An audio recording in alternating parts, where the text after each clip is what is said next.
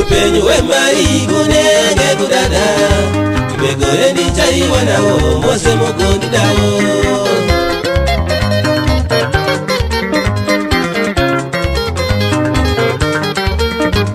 Upenyu wemai kunenge kudada Ibegore ndichaiwa nawo mose mukundi dawo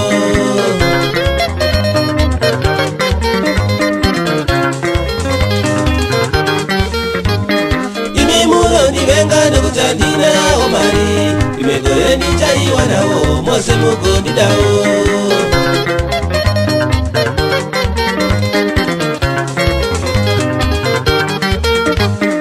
Imi muno nivenga nokutandina omari Imegore ndichaiwa nawo mose mukundi dawo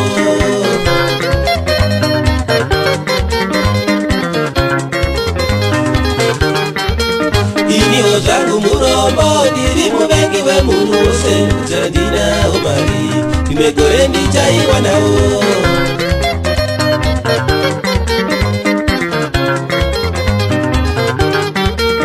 Iniwo zangu murombo diri mubengi we muruse Kutandina omari Imegore ndichaiwa nawo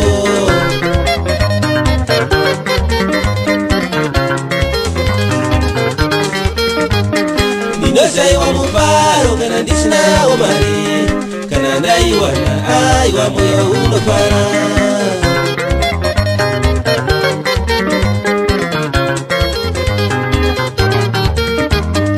Ndosaiwa mufaro kana ndisina omari Kana ndaiwana aiwa moyo unofara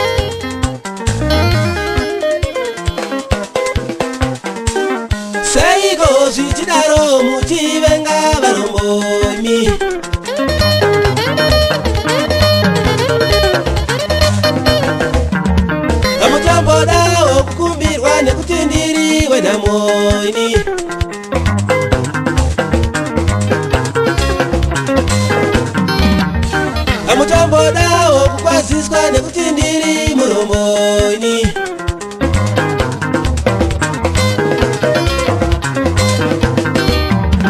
Sarai zvanyu naimba yenyu ini murombo ndoenda. Ini wo murombo wendamo aiwa ndanetani. Sarai zvanyu neupfumi wenyu ini murombo ndoenda. Ini wo zvangu murombo wendamo aiwa ndanetani. Ini wo murombo wendamo aiwa ndanetani. Sarai zvanyu nemusha wenyu ini murombo ndoenda.